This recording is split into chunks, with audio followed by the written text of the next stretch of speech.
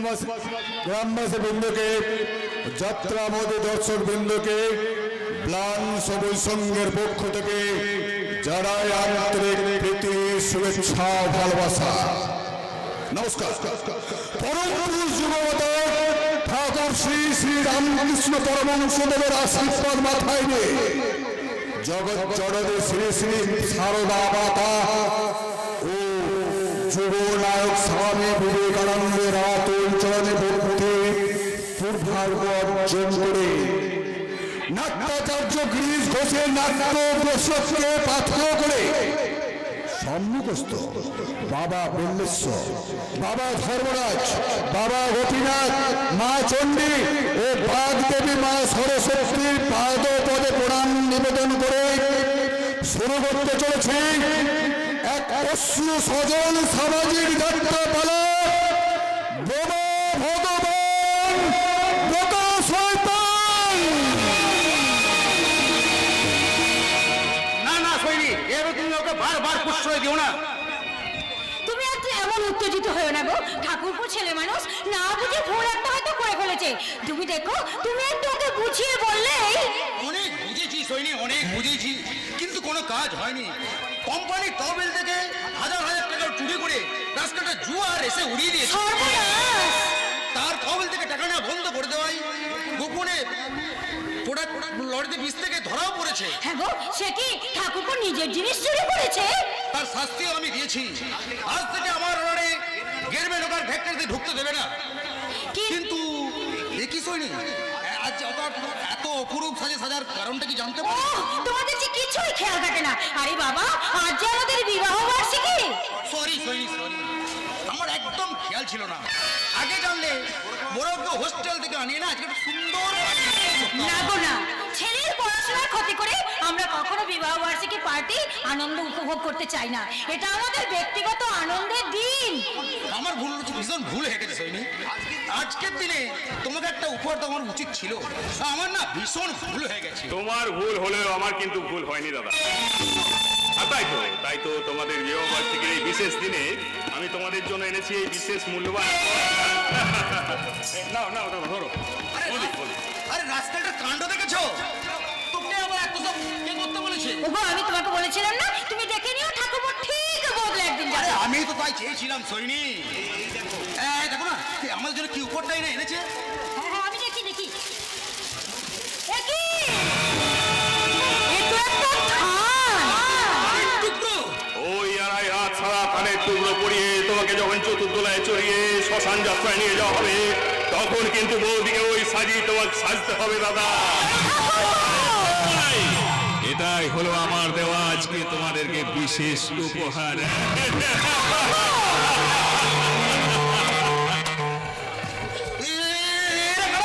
তোমাদের জন্য কি বলছো ঠাকুরপো? তোমার স্বামী আমার স্বামী সারিয়ে কোম্পানি থেকে আউট করে পুরো কোম্পানিটাই হারাতে চাইছিল, কিন্তু তার আগে আমি তোমার স্বামীকে দুনিয়া থেকে আউট করবো। কি বলি জানো তো? তারও আগে আমি তোমার চোখের সামনে তোমার মুখে মৌচাক বানিয়ে একটু মধু খাবো, মধু।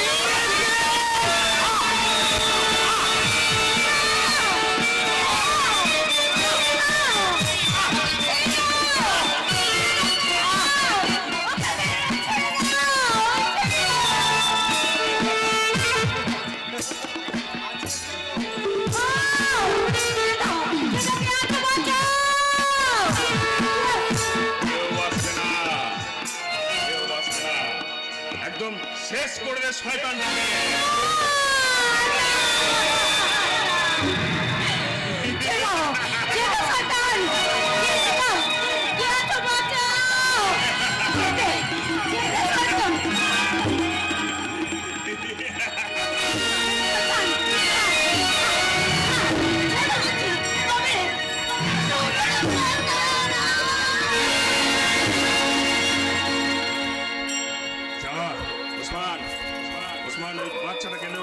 ওটাকে একবারে শেষ করে দে।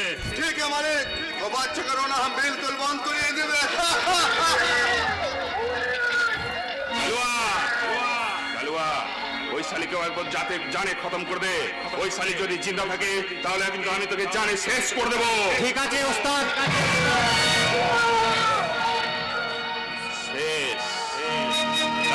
পরিবারটা পুরোপুরি শেষ। এখন থেকে দাদার সমস্ত কোম্পানির শেয়ার আমার, দাদার সমস্ত ব্যাংক ব্যালেন্স স্থাবর অস্থাবর সম্পত্তির মালিক শুধু আমি। ভাইয়ের যে আপন কেউ নেই, যদি না তাকে বেঁচে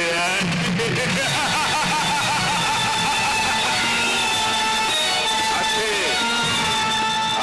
আছে দাদার বড় পোকাটা কলকাতার হোস্টেলে বহাল তবিয়তে বেঁচে আছে, কিন্তু কিন্তু এই মুহূর্তে ওটাকে শেষ করতে গেলে পুরো ব্যাপারটা যদি জানাজানি হয়ে যায়, তার চাপাতো ওই বাচ্চাটা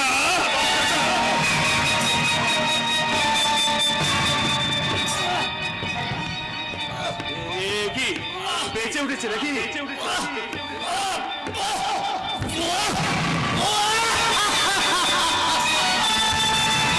কি সর্বনাশ, বোবা হয়ে গেল নাকি?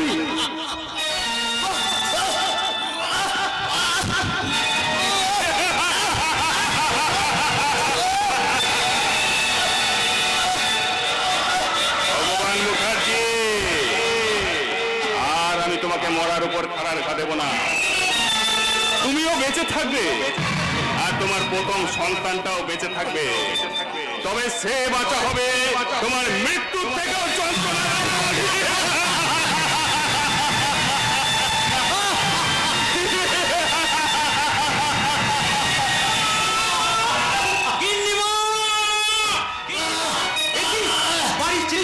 চারিদিকে ছড়িয়ে ছিটিয়ে আছে, তাহলে বাড়িতে কি হয়েছে নাকি?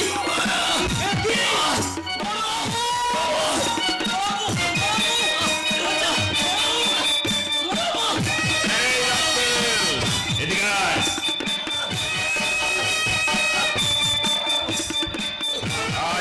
আজকে এখানে যা কিছু ঘটে গেল তার কোনো কিছুই তুই দেখিসনি, কোনো কিছুই তুই শুনিসনি, মনে থাকবে।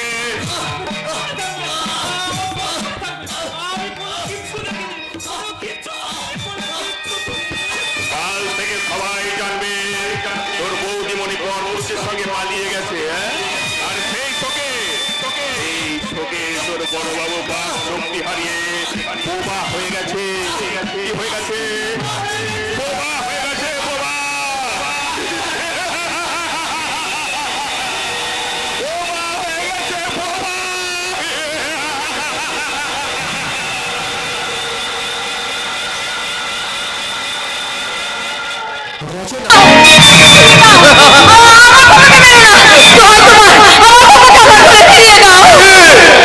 মালিকের হুকুম, এই বাচ্চাটিকে খতম করতে হবে।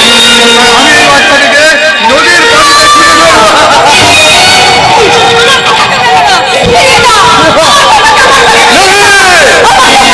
ये बच्चा का जाएगा हमारा गोद में नहीं है, ये बच्चा का जाएगा होगा नदी का दरिया।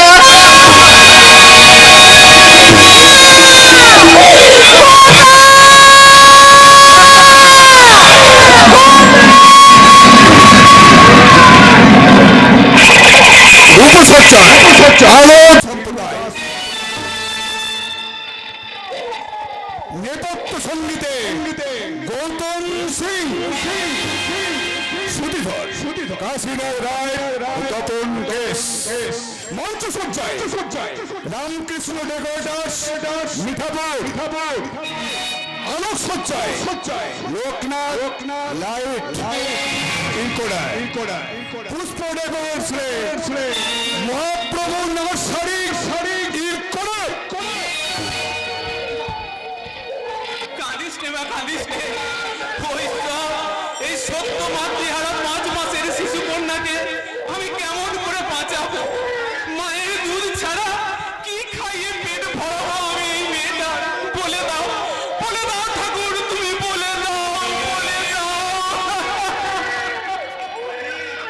কি নদীর চড়ায় কে যেন পড়ে আছে মনে হচ্ছে, মনে হয় নদীর জলে ভাসতে ভাসতে এই চড়াই এসে। আমি কোথায়? আমার খোকা কোথায়? আমার খোকা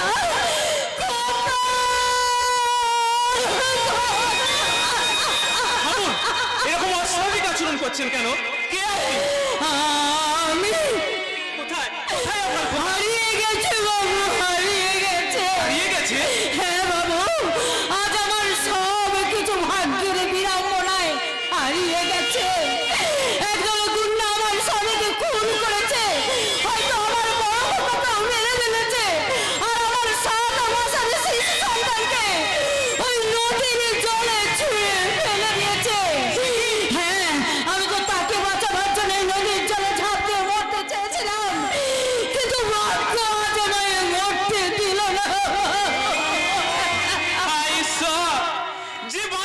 চেয়েছিল তাকে তুমি কত সহজেই মেরে দিলে। আর যে মরতে চেয়েছিল তাকে তুমি কত সহজেই বাঁচিয়ে আপনি কার কথা বলছেন? আমার স্ত্রীর কথা। কিছুক্ষণ আগে তার সৎকার করে নদীতে স্নান সেরে ফিরছি। জানেন, বাড়িতে না আমার এখনো দুটো ছোট ছোট বাচ্চা আছে, তারাও হয়তো এখন কাঁদতে কাঁদতে ঘুমিয়ে পড়েছে। আর তখন থেকে না আমি আমার এই কোলের শিশু কন্যার কান্না কিছুতেই থামাতে পারছি না। মনে হয় আমি আমার এই মেয়েটাকে আর বাঁচাতে পারবো না। না না, ঠিকই কি বলছেন? দিন দিন শান্তাটাকে আমার করে দিন। এই এই নেন, ওই সেই দিকে কাঁদছিস কেন? চুপ কর। ও আবার কাঁদে। না না, কাঁদতে নেই বাবা, বলি মা নেই তো কি হয়েছে? আমি তো আছি, আমি তো। শুনুন, ভাগ্য আপনার সবকিছু কেড়ে নিলেও ঈশ্বর যখন নতুন করে আপনার প্রাণ ফিরিয়ে দিয়েছে, তখন আসুন না, বাকিটা জীবন না হয় আপনি আমার সন্তানদের মা হয়ে কাটিয়ে দেবেন। আপনি কি বলছেন? আপনি কি কথা বলছেন? পতিব্রতা স্ত্রী আমি, স্বামী অবর্তমানে আমি অন্য পুরুষের সঙ্গে সংসার করবো, এই যে মহাপাপ। মাফ করবেন, কোনো অসৎ উদ্দেশ্য নিয়ে কথাটা আমি বলিনি। আপনার বাঁচার জন্য যেমন একটু অবলম্বন দরকার, ঠিক তেমনি আমার সন্তানদেরও বাঁচার জন্য আপনার মতো একটা মায়ের দরকার। কিন্তু তাই আসুন না, আমরা নিজেদের প্রয়োজনে একে অপরকে সাহায্য করি। আমি মনে করুন না, আপনার সেই হারিয়ে যাওয়া শিশু সন্তানই এই সেই শিশু সন্তান। কিন্তু আপনার আপত্তি আমি বুঝেছি, তাই আপনাকে আজ আমি কথা দিচ্ছি, এই সমাজ সংসারের সাথে আমরা স্বামী স্ত্রীর পরিচয় নিয়ে থাকলেও আমরা দুজনার কাছে চির অচেনাই হয়ে থাকবো, চির অচেনা। আমি কথা দিন আপনি আমার কথা রাখবেন। দিলাম দিলাম বাবু, দিলাম। একজন মা তিন সন্তানের প্রাণ বাঁচানোর জন্য আপনার প্রস্তাব মেনে নিয়ে আপনাকে কথা দিলাম। আমি জীবন সাগর পারি দেব, আমায় নিয়ে চল, আমি জীবন সাগর পারি দেব, আমায় নিয়ে চল, পাল তুলে ওই ফুলের পাড়ে আমায় নিয়ে চল, মাঝি আমায় নিয়ে চল, আমি জীবন সাগর